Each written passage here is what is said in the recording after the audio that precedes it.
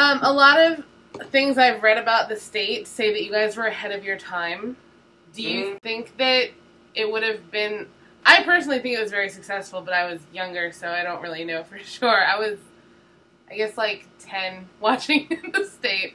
Yeah.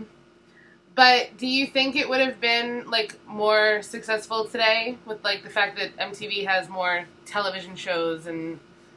Well, you know, the story, I'm not even allowed. Most members of the state have a lock and key on what what we feel like we should say about the breakup of it.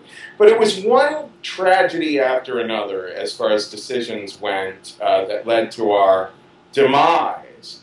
And I remind people who work on Risk about this all the time, because Risk is very, very gradually growing an audience, right? I feel like Risk, the show, the podcast, can probably end up reaching a third of the This American Life audience at some point. You know what I mean? Which is a huge, huge audience. But it's taking a long time for people to figure out who we are. And I always tell my staff, listen, I remember the state. If we had only kept at it like another year, what had happened was MTV offered us 5 more seasons. I don't think we realized it was 5 more seasons. Wow. And they also were about to go into 25 million more homes. And we didn't know that either. But we were so impatient about the fact that they had never promoted us and that we felt like no one knows who we are yet, that we were like, no, screw that. We're out of here. And we tried to go to the networks, to CBS. And that was just, if only we had stayed on and not made that mistake. I really do think if we had done it even for another season, another, 15 episodes, I think it probably would have hit its tipping point. So yeah, I think that's really tragic. I think a lot of people forget in the arts that oftentimes it really, really is, especially if you don't have a huge machine marketing you. And you would think MTV is a huge machine, but, you know, recently they came out with a book about comedy in the history of MTV. Didn't even include us. It was just classic MTV's relationship with us. But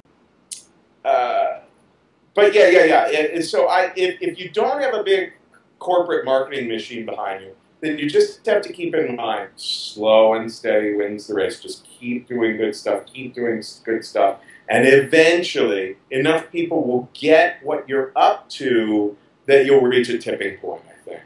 And unfortunately, the state did not do that. I mean, obviously, we reached a lot of people, but not the amount of people that we should have, yeah. Now, you guys all stayed in touch, right? Like, you all still... Oh yeah, uh-huh. I was just reading on the Wikipedia page, there's rumors about a movie.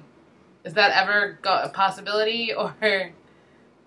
Well, yeah, it's I mean, put you on the spot. No. We've tried over and over various, how can we work together? We were actually talking to Comedy Central for a while about whether or not they could put up the money to... Oh, right, it was right before 9/11. Or what? No. I think it was right before the big crash of 2008.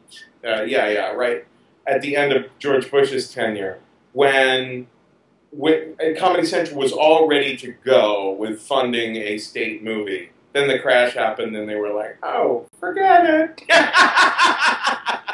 So, yeah, the difficulty with the state nowadays is that we are all so crazy busy with our own projects that it's really hard to get us on the same page. So I pitched to the group after that crash, well, why don't we do an animated series so that none of us ever need to be in the same city or have the same skill? We can just be in different recording booths.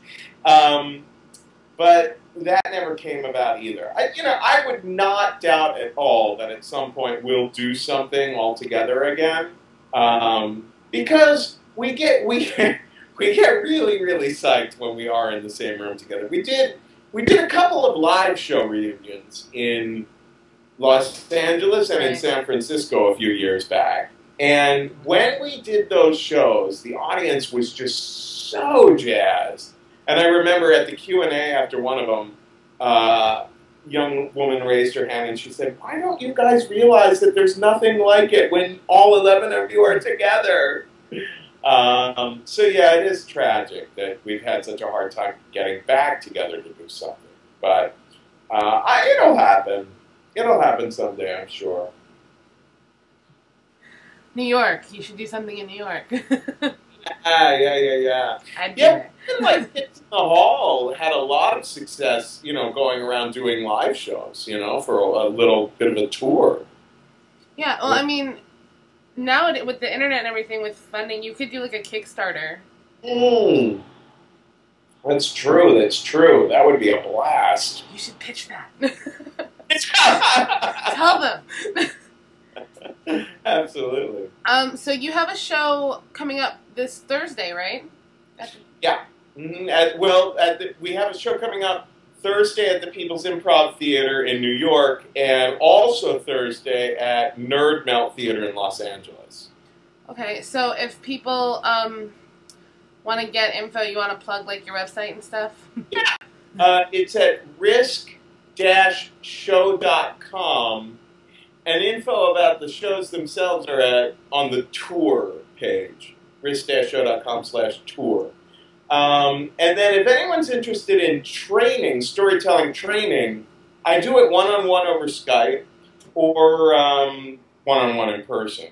We're testing out tomorrow, actually, this new platform for teaching classes online, like a bunch of people at the same time. We'll see how that goes.